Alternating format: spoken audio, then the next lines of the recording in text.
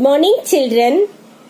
In my last class, we have seen basic economic problems. Do you remember what to produce, how to produce, for whom to produce? All those things we have seen in my last class. Okay, now we are going to study about the production possibility curve. Production na உற்பத்தி இல்லையா, possibility curve அப்படின்னா என்ன, அந்த எதையெல்லாம் produce பண்ண முடியும், அப்ப எப்படியெல்லாம் ப்ரொடியூஸ் பண்ண முடியும் அப்படின்றத வரைபடத்தின் மூலமா நம்ம வந்துட்டு இதுல தெரிஞ்சுக்க போறோம். It is nothing but a graphic representation. It's a mathematical representation of production possibilities. Okay.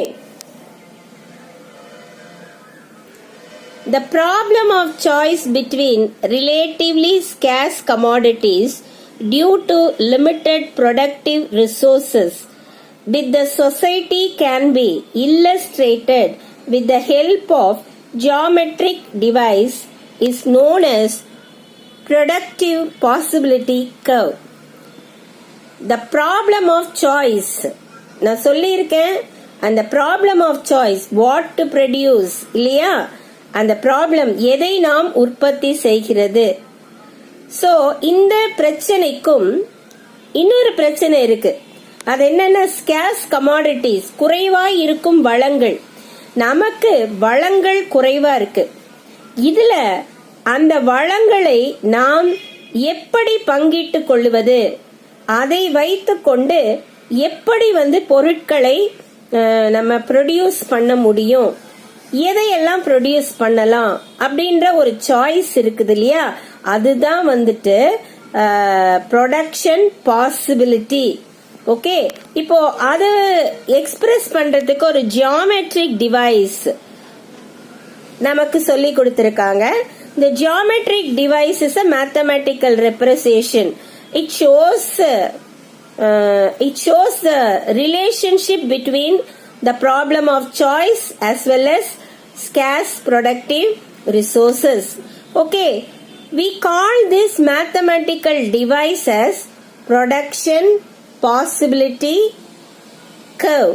Okay, உற்பத்தி வாய்ப்பு curve அப்படின்னு சொல்லிட்டு அதை நம்ம சொல்லலாம். ஓகேவா? So what's the right word for curve? வளைகோடு அப்படின்னு சொல்லலாமா? அப்போ உற்பத்தி வாய்ப்பு வளைகோடு அப்படின்னு சொல்லலாம். Production possibility curve. It shows the menu of choice among which a society can choose to substitute one good for another. ஆனா அது ஒரு மெனு லிஸ்ட் மாதிரி, ஒரு சொசைட்டியோட மெனு லிஸ்ட். எதுக்கு பதிலா எதை ப்ரொடியூஸ் பண்ணலாம், இது இவ்வளவு எடுத்துக்கலாம், அது அவ்வளவு எடுத்துக்கலாம் அப்படின்னு காண்பிக்கிறது தான் அந்த மெனு கார்டு தான் அது. Assuming a given state of technology, ஒரு விஷயம் நம்ம ஞாபகத்துல வச்சுக்கணும். இந்த ப்ரொடக்டிவ் பாசிபிலிட்டி கர்வ்ஸை நம்ம எஸ்டிமேட் பண்ணும் பொழுது நம்ம ஒரு சில விஷயங்கள் நிலையா இருக்கிறதா பாத்துக்கணும். ஒன்னு டெக்னாலஜி, அது மாறக்கூடாது. கிவன் டோட்டல் ரிசோர்சஸ், மொத்த வளங்களிலும் ஒரு மாறுதல் வரக்கூடாது. சோ இவைகள் எல்லாம் நிலையாக இருக்குமானால் ஒரு சொசைட்டி எப்படி சூஸ் பண்ணும், அதாவது எந்த பொருட்களை அது சூஸ் பண்ணும். ஓகே, அது எப்படி சாய்ஸ், அந்த குறைவான இயற்கை வளங்களுக்குள்ள எதையெல்லாம் அது சூஸ் பண்ணி அதனுடைய சாய்ஸ் மெனு எப்படி இருக்கும், இதை அந்த கர்வ் சொல்லும். The explanation and analysis of production possibility curve is based upon certain assumptions. Some of them are following. இந்த ப்ரொடக்ஷன் பாசிபிலிட்டி கர்வை நம்ம எஸ்டிமேட் பண்ணணும் அப்படின்னு சொன்னோம்னா இதுல நம்ம என்ன பண்ண வேண்டி இருக்கு அப்படின்னு சொன்னா, அடிப்படையா சில விஷயங்களை நம்ம பார்க்கணும். அதெல்லாம் நிலையா இருந்தாதான் நம்மளால அந்த பாசிபிலிட்டிஸை எஸ்டிமேட் பண்ண முடியும். முதலாவது, time period does not change, it remains the same throughout the curve. அந்த கர்வை நீங்க வரைய தொடங்கும் பொழுது காலநிலையில் மாற்றம் வரக்கூடாது. Techniques of production are fixed, அந்த உற்பத்திக்காக பயன்படுத்தப்படுகிற அந்த டெக்னாலஜியில மாற்றம் வரக்கூடாது, அதுவும் ஃபிக்ஸடா இருக்கணும். There is full employment in the economy, இப்போ அது முழுமையான எம்ப்ளாய்மெண்ட் உள்ள ஒரு எக்கானமியா இருக்கும். Only 2 goods can be produce from the given resources. இப்போ இயற்கை வளங்கள் இருக்குது, அதுல நீங்க 2 goods மட்டும்தான் ப்ரொடியூஸ் பண்ண முடியும். ஏதாவது ஒரு 2 goods அதுதான் நீங்க ப்ரொடியூஸ் பண்ண முடியும். இந்த பக்கம் என்ன கொடுத்துருக்காங்க, டைம்ல சேஞ்ச் இருக்கக்கூடாது. அந்த கர்வ் எஸ்டிமேட் பண்ணும் பொழுது டெக்னிக்ஸ்ல சேஞ்ச் இருக்கக்கூடாது. ஃபுல் எம்ப்ளாய்மெண்ட் இருக்கணும் எக்கானமில. 2 கூட்ஸ் தான் நம்ம கன்சிடரேஷனுக்கு எடுத்திருக்கோம். ஓகேவா? அடுத்தது என்னன்னா, resources of production are fully mobile. அதாவது உற்பத்திக்காக நம்ம எடுத்துட்டு இருக்கிற அந்த ரிசோர்சஸ் நல்லா கிடைக்கணும் நம்மளுக்கு. Okay, the factors of productions are given in quantity and quality. உற்பத்தியின் காரணிகள் லேண்ட், லேபர், கேபிட்டல், ஆர்கனைசேஷன், இதெல்லாம் என்ன குவாலிட்டின்னு மென்ஷன் பண்ணி இருக்கணும், எவ்வளவு குவான்டிட்டி அளவுன்னு மென்ஷன் பண்ணிருக்கணும். The law of diminishing returns operates in production. அதாவது குறைந்த செல், லா ஆஃப் டிமினிஷிங் ரிட்டர்ன்ஸ் அப்படிங்கிற அந்த விதி ப்ரொடக்ஷன்ல என்ன ஆகணும், ஆபரேட் பண்ணணும். இந்த இடத்துல என்ன கொடுத்திருக்காங்க, ரிசோர்சஸ் மொபைலா இருக்கும். Factors of production given in quantity and quality and law of diminishing marginal utility operates. Every production possibility curve is based upon these assumptions. எல்லா ப்ரொடக்ஷன் பாசிபிலிட்டி கர்வ்ஸும் இந்த அனுமானங்களின் அடிப்படையில் தான் அமைக்கப்படுகின்றது. If some of these assumption changes are neglected, நம்ம சொன்னோம் இல்லையா, மேல சொன்ன அந்த அனுமானங்கள்ல ஏதாவது மாற்றங்கள் வருமானால் then it affects the nature of production possibility curve. அந்த வளைகோட்டை அத சரியா அந்த வளைகோடு அதை நம்ம எஸ்டிமேட் பண்ண முடியாது, கண்டிப்பா அதை பாதிக்கும். To draw this curve, we take the help of production possibility schedule shown below. எப்பவுமே ஒரு ஷெட்யூல் இருந்தாதான், ஷெட்யூல்னா ஒரு டேட்டா, அது இருந்தாதான் அதை நம்ம என்ன பண்ண முடியும், ஒரு கிராபிக் ரெப்ரசன்டேஷன்லயோ மேத்தமேட்டிக்கல் ரெப்ரசன்டேஷன்லயோ கொண்டு வர முடியும். இப்ப இந்த ப்ரொடக்ஷன் பாசிபிலிட்டி கர்வ்ஸ்க்கு ஒரு ப்ரொடக்ஷன் ஷெட்யூல் இருக்கு.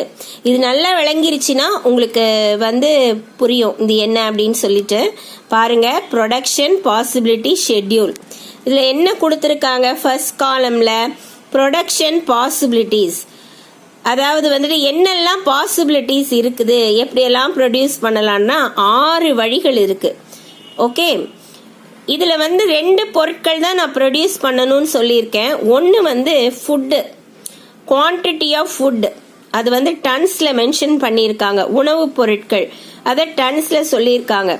இன்னொரு பொருள் என்னன்னா car, number of car in production, அது நம்பர், எத்தனை கார் ப்ரொடியூஸ் பண்ணலாம்.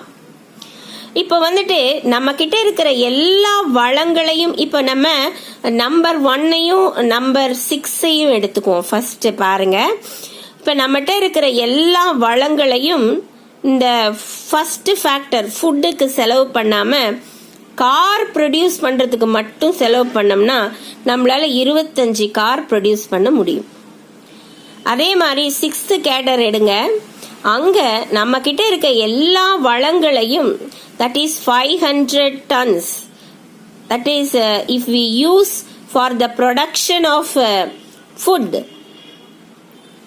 அப்போ கார்ஸ் 0வா இருக்கும். அப்போ 500 tons ப்ரொடியூஸ் பண்ண முடியும். கார் ப்ரொடியூஸ் பண்ண மட்டுமே அது எடுக்கப்பட்டா 25 கார் ப்ரொடியூஸ் பண்ணலாம். ஓகே, அதே மாதிரி உணவுக்காக மட்டும் எடுக்கப்பட்டால் 500 tons ஆஃப் ஃபுட் கிரெயின்ஸ் நம்மளால ப்ரொடியூஸ் பண்ண முடியும். இது 2 எக்ஸ்ட்ரீம் நிலைகள். இப்ப இதுக்கு நடுவுல வேற என்ன பாசிபிலிட்டி இருக்குது அப்படின்னு சொல்லி பார்த்தா, இங்க பாருங்க, இப்ப நம்ம என்ன பண்றோம்னா அந்த செகண்ட் கேட்டகரி பாருங்களேன், நம்ம வந்துட்டு அந்த நமக்கு இருக்கக்கூடிய வளங்கள்ல வந்து கொஞ்சம் எடுத்து ஒரு 100 டன்ஸ் நம்ம வந்துட்டு ஃபுட் ப்ரொடியூஸ் பண்ண உபயோகப்படுத்தினா நம்பர் ஆஃப் கார்ஸ் என்ன ஆகும், குறையும். பாருங்க, 23 கார் தான் நம்மளால ப்ரொடியூஸ் பண்ண முடியும். இப்ப ஃபுட் கிரெயின்ஸ் ஜாஸ்தி ஆகுதுன்னு வச்சுக்கோங்க, 200. அப்ப காருடைய எண்ணிக்கை என்ன ஆகும், 20 குறையும். 300 ஆகும்பொழுது 15 ஆகும். 400 ஆகும்போது 8 கார் தான் ப்ரொடியூஸ் பண்ண முடியும். இதெல்லாம் நம்முடைய சாய்ஸ் தான். இப்ப நம்ம வந்து மொத்தமா 25 கார் ப்ரொடியூஸ் பண்ண போறோமா, இல்ல 100 tonne food and 23 cars produce பண்ண போறோமா, இல்ல 400 tons ஃபுட் 8 cars ப்ரொடியூஸ் பண்ண போறோமா, இதெல்லாம் பாசிபிலிட்டிஸ். இது நம்ம ஒரு மேத்தமெட்டிக்கல் ரெப்ரசன்டேஷன்ல நம்ம காண்பிப்போம். இப்ப பாருங்க, திஸ் ஷெட்யூல், அதாவது மேலே கொடுக்கப்பட்டிருக்கிற இந்த அட்டவணை suggest that if all resources are thrown into the production of food, a maximum of 500 tons of food can be produced given the existing technology. நமக்கு அடிப்படையா கொடுக்கப்பட்டிருக்கிற அந்த தொழில்நுட்பத்தை பயன்படுத்தி எல்லா வளங்களையும் உணவுப் பொருட்களுக்காக மட்டும் நாம செலவழித்தா 500 டன்ஸ் நம்மளால ப்ரொடியூஸ் பண்ண முடியும். Given the existing technology, if on the other hand all resources are instead used for producing cars, 25 car can be produced. எல்லா ரிசோர்ஸஸையும் நம்ம கார் ப்ரொடியூஸ் பண்ண பயன்படுத்தினோம்னா 25 கார் ப்ரொடியூஸ் பண்ண முடியும். In between these two extreme possibilities exist. இந்த ரெண்டு extreme சூழ்நிலைகளுக்கு நடுவுல வேற பாசிபிலிட்டிஸும் இருக்குது. If we are willing to give up some food, இப்போ நம்ம கொஞ்சம் உணவை விட்டு கொடுத்தால் we can have some cars, நமக்கு கொஞ்சம் கார்ஸ் வந்துட்டு கிடைக்கும். ஓகேவா? இப்போ அந்த கர்வை வந்துட்டு அவங்க வரைஞ்சிருக்காங்க பாருங்க. இப்போ வந்துட்டு ஒய் ஆக்சிஸ்ல நம்பர் ஆஃப் கார்ஸ் கொடுத்துருக்காங்க. 5, 10, 15, 20, 25, 30 வரலும் கொடுத்துருக்காங்க. எக்ஸ் ஆக்சிஸ்ல பாருங்க ஃபுட் ப்ரொடக்ஷன் கொடுத்துருக்காங்க. ஓகேவா? இப்போ வந்துட்டு 100, இப்போ வந்துட்டு என்ன எண்ணிருக்காங்க, 100 டன்ஸ் ஆஃப் ஃபுட் ப்ரொடியூஸ் பண்ணா 23 கார் கிடைக்கும். 200 டன்ஸ் ப்ரொடியூஸ் பண்ணனா 20 கார்ஸ் கிடைக்கும். தேர்ட் சாய்ஸ் பாருங்க, 300 டன்ஸ் ப்ரொடியூஸ் பண்ணா 15 கார்ஸ் கிடைக்கும். ஓகே, அடுத்தது வந்துட்டு 400 டன்ஸ் ப்ரொடியூஸ் பண்ணா 10 கார் கிடைக்கும். ஓகே, சோ இப்ப நம்ம இது எல்லாமே ஜாயின் பண்ணும் பொழுது we get a production possibility curve. இந்த கர்வ்ல இருக்கிற புள்ளிகள் P1, P2, P3, P4, P5 இதெல்லாம் வந்துட்டு எதை காண்பிக்கிறது என்றால் அந்த பாசிபிலிட்டிஸ் எப்படியெல்லாம் வந்துட்டு நம்ம வந்துட்டு அதை அலோகேட் பண்ண முடியும், அந்த ரிசோர்சஸ் வந்து வளங்களை எப்படி நாம் பகிர்ந்து கொள்ள முடியும், அதை வந்துட்டு இது வந்துட்டு நமக்கு தெளிவாக காண்பிக்கின்றது. Okay, I hope you understand. We can obtain a production possibility curve by drawing a production possibility schedule graphically. நம்ம இந்த மாதிரி ஒரு கர்வ் வரையணும்னா நம்ம ஒரு ஷெட்யூல் ப்ரிப்பேர் பண்ணணும். The quantity of food is shown on the x-axis and the number of car is shown on the y-axis. The different use of production possibilities are being shown at the point of P1, P2, P3, P4, P5, P6. ஓகேவா? இப்ப பாருங்க, அதே தான் வந்துட்டு என்ன பண்ணிருக்காங்க அப்படின்னு சொன்னா அந்த புள்ளிகள் இல்லாம வந்துட்டு காமிச்சிருக்காங்க. Okay, 2 good, that is good y, good x. Okay, அதனுடைய ப்ரொடக்ஷன் பாசிபிலிட்டி கர்வ்ஸ் வரைஞ்சிருக்காங்க. நடுவுல இருக்கிறது வந்து growth ஆஃப் ரிசோர்சஸ். இப்போ வளங்கள் அதிகரிக்குமானால் அந்த கர்வ் அப்படியே ஷிஃப்ட் ஆகும், அந்த கர்வ் வந்துட்டு அப்படியே ஷிஃப்ட் ஆகும். ஓகேவா? So this is the production possibility curve. Okay.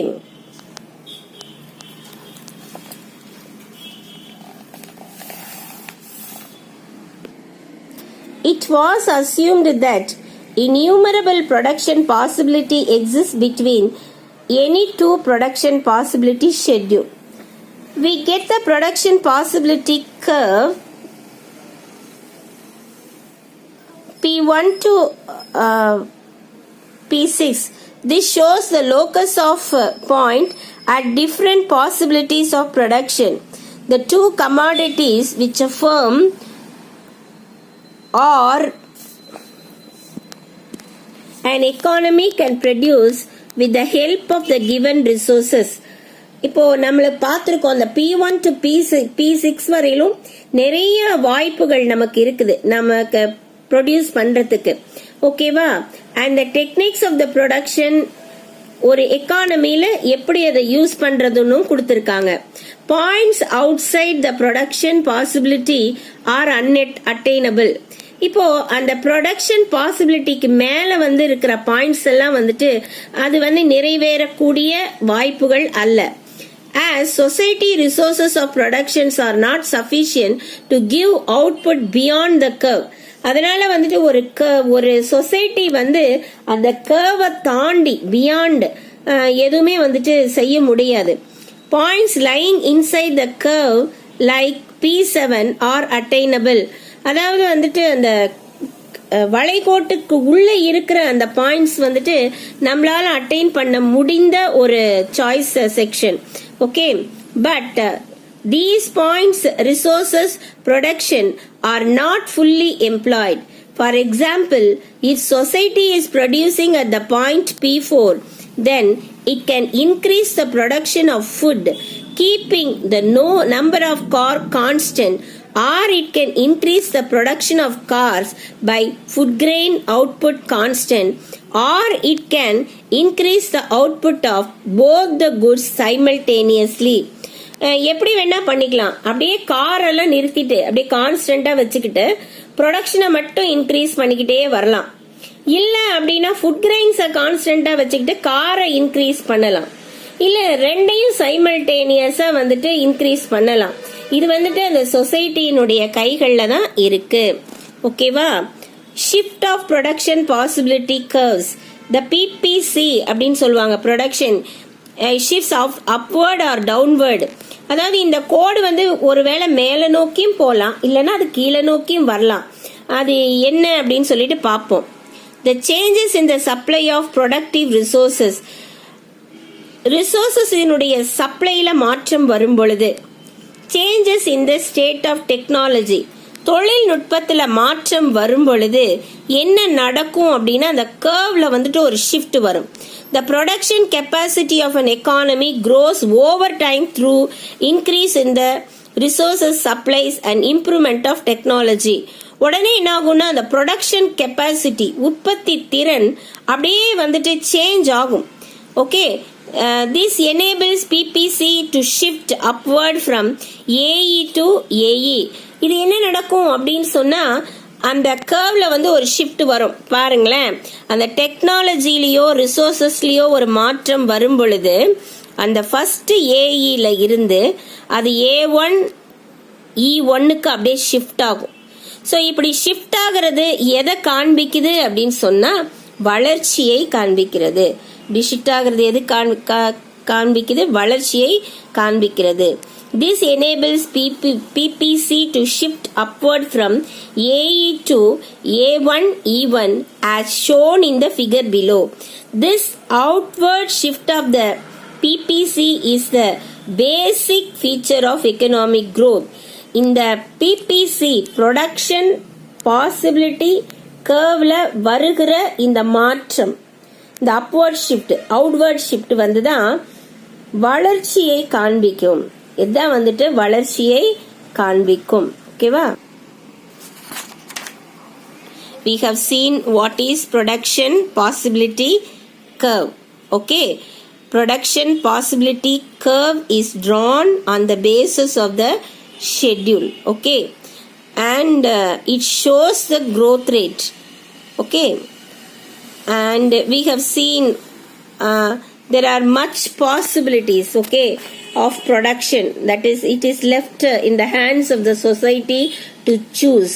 Okay, on the you can take any point P1 P2 P3 P4 P5 P6 இது எல்லாமே வந்துட்டு வாய்ப்புகள் தான், நம்ம எடுக்கக்கூடிய அந்த வாய்ப்புகள் தான். ஸோ இது வந்து ஒரு மேத்தமேட்டிக் ரெப்ரசன்டேஷன். ஓகே, இதனுடைய உற்பத்திக்கான வாய்ப்பை சொல்லுகிற ஒரு ரெப்ரசன்டேஷன். உற்பத்தி வாய்ப்பு வளைகோடு அப்படின்னு சொல்லிட்டு இதை சொல்லுவாங்க. ஸோ நம்ம எப்படி சூஸ் பண்ண போறோம் அப்படிங்கிற மெனுவை ரெப்ரசன்ட் பண்றது தான் வந்துட்டு production possibility curve. Tomorrow we will see the uses of production possibility curve. Now I wind up here. Thank you children for listening.